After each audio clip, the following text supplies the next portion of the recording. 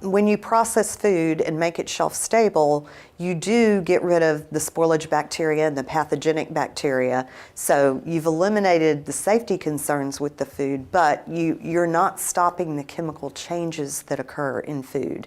And those chemical changes can lead to change in color, change in texture, change in nutritional content. So all of those things are issues that have to be dealt with for ISS, but especially for long duration spaceflight.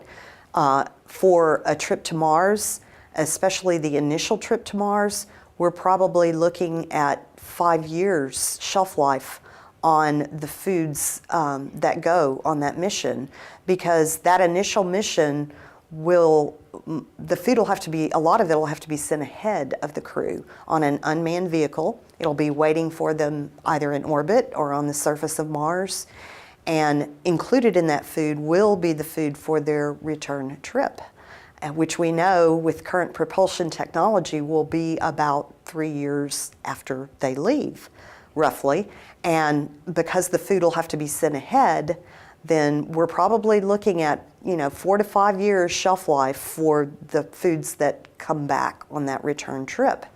And we do have some products that can meet those types of shelf lives, but certainly not enough to support a 2.5 to 3 year mission, and not enough variety of products to give the crew members a balanced diet. So one of the big challenges that we have for that initial trip to Mars is how to come up with enough foods that will meet that type of shelf life.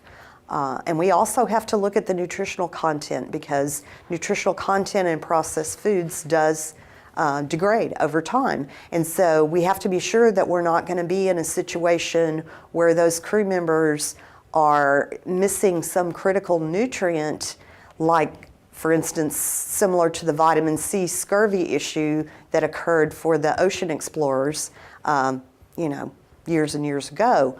We have to make sure that all the vitamins that they need, the critical nutrients, are going to be available throughout their mission for that initial trip to Mars.